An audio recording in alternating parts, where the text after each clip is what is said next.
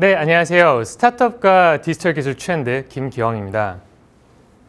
이번 강연에서는 저희가 투자 계약서를 작성할 때 조심해야 되는 조항들, 조금 더 신경을 많이 써야 되는 조항들에 대해서 얘기를 해보려고 하는데요. 일단 많은 창업자분들께서 투자받기 직전 단계, 계약서를 쓰기 직전 단계까지 가시면은 굉장히 좋아하세요. 뭐 이제 됐다, 다 끝났다 라고 생각들을 많이 하시는데요. 하지만 현실은 그렇지가 않죠. 왜냐면은 이 투자 계약서라는 녀석이 생각보다 굉장히 까다로운 녀석이기 때문인데요. 조금 더 구체적으로 말씀을 드리면은 저희가 VC 투자라는 게 작게는 몇 천만 원, 뭐 많게는 몇 백억, 몇 천억 단위의 투자가 이루어지는 거잖아요. 이제 그렇다 보니까 VC들은 이제 본인들을 지키기 위해서, 본인들을 프로텍트하기 위해서 여러 가지 조항들을 굉장히 많이 넣습니다. 근데 이제 이러한 조항들이 뭐 VC나 기관들 입장에서는 리스크를 줄여주는 역할을 하지만 뭐 창업자들이나 뭐 경영진 입장에서는 독소 조항이 될 수 있는 것들이거든요. 그래서 저는 이번 강연에 뭐 그런 부분들, 좀 대표적인 사례들 몇 가지를 한번 정리를 해서 여러분들께 전달을 드려볼까 하는데요. 그래서 첫 번째 사례로는 Liquidation Preference라는 조항을 준비를 해봤습니다. 이걸 이제 한글로 풀면은 청산 시에 누구한테 어떻게 우선권을 줄 건지에 대한 조항인데요. 이렇게 설명을 드리면 잘 이해하기가 쉽지가 않죠. 그래서 간단하게 좀 숫자를 기준으로 사례를 한번 준비를 해봤습니다. 자, 제가 한번 창업자라고 생각을 해볼게요. 창업자고 저희 회사의 기업 가치가 100억 원인 거예요. 근데 저희가 이제 VC 투자를 받겠다고 결심을 해서 VC한테 10억만큼의 투자를 받았고 10억은 이제 100분, 뭐 100분의 10을 하면은 10%에 해당되는 금액인 거잖아요. 그럼 저희가 10%만큼의 에퀴티, 10%만큼의 지분을 이제 주면서 VC 투자를 받은 거죠. 근데 좀 안타까운 사실이 이렇게 저희가 투자를 받았음에도 불구하고 이제 회사를 운영하다 보니까 회사가 좀 잘 안 된 거예요. 그래서 이제 창업자분들이랑 이제 경영진분들께서 이제 회사를 팔아야겠다라고 생각을 하신 거죠. 근데 이제 회사를 팔려고 하다 보니까 그 회사의 청산 가치가 한 50억 정도가 나온 거예요. 근데 저희가 굉장히 단순하게 한번 산수를 돌려보면은 저희가 아까 전에 VC한테 10%만큼의 지분을 주면서 투자를 받았잖아요. 그럼 저희가 50억을 청산할 때는 VC한테 얼마를 줘야 되는 거죠? 그렇죠. 저희가 10%에 해당하는 금액, 즉 5억 원을 주면 되는 겁니다. 근데 이 얘기가 Liquidation Preference라는 조항이 들어오게 되면은 말이 달라지게 되는 거예요. 제가 한번 보여드릴게요. 자, Liquidation Preference가 들어오면은 아까 전에 저희가 5억 원을 내야 된다고 말씀을 드렸죠. 근데 이제는 5억 원이 아니라 투자 금액 10억 원 곱하기 1배, 즉 10억 원만큼을 저희가 그 VC 투자자, 기관 투자자한테 청산을 해줘야 되는 거예요.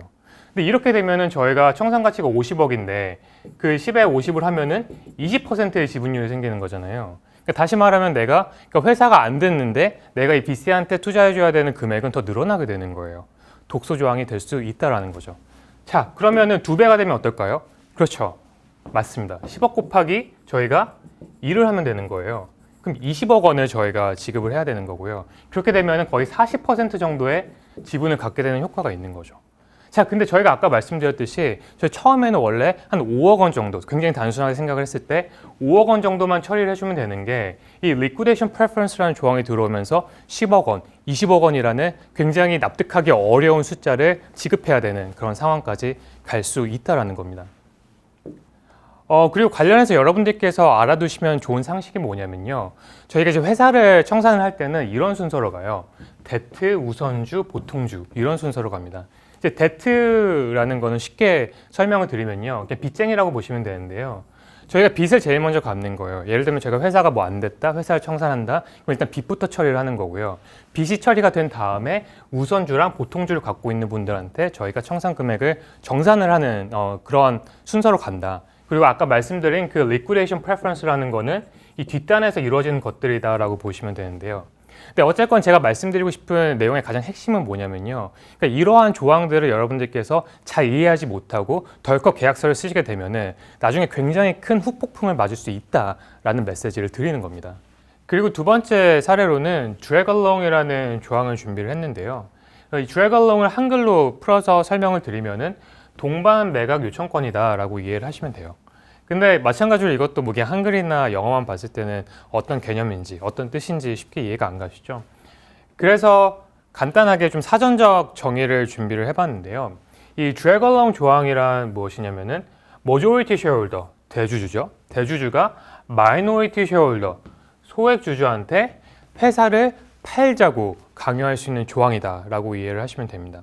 자, 근데 이게 언제 문제가 되는 거냐면요. 제가 간단한 사례를 한번 들어볼게요. 이번에도 마찬가지로 저희가 창업자예요. 저희가 경영진이에요. 근데 저희가 이 회사를 운영을 하고 있는데 너무 VC 투자를 받고 싶은 거예요. 근데 이 VC 투자를 받으려고 하다 보니까 저희가 지분을 많이 줘야 되는 그런 상황이었던 거죠.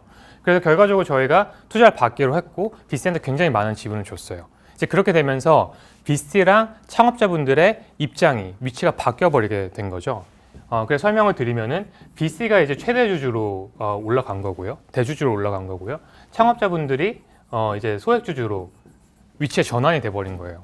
근데 이제 이런 상황이 됐는데, 근데 그래도 어쨌건 저희가 투자금을 많이 확보를 했고 이제 캐피탈이 쌓이니까 이걸 바탕으로 사업을 굉장히 공격적으로 진행을 했고 결과적으로 굉장히 잘 됐다라고 한번 저희가 쳐보죠.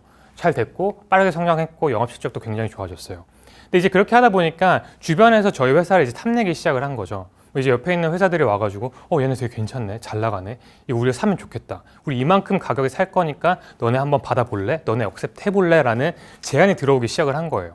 근데 이게 창업자분들 입장에서는 그 제안이 말로 안 되는 그런 제안일 수 있는 거잖아요.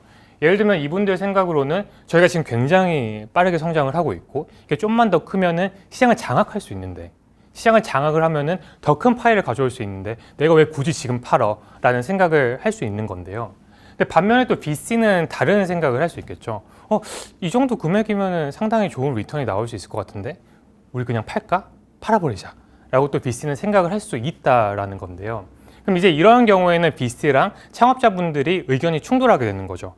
근데 이때 만약에 여러분들께서, 창업자분들께서 그 투자 계약서를 쓰실 때 이 drag along이라는 조항을 VC한테 주시게 되면은 이 VC가 이 조항을 exercise를 해서 실행을 해서 그 여러분들의 이런 회사를 강압적으로 팔 수 있는 그런 상황이 될 수도 있다라는 메시지를 드리는 겁니다. 그러니까 다시 말해서 이 drag along이라는 녀석이 여러분들께서 모르고 넣으시면은 독소 조항이 될 수 있다라는 뜻인 거죠.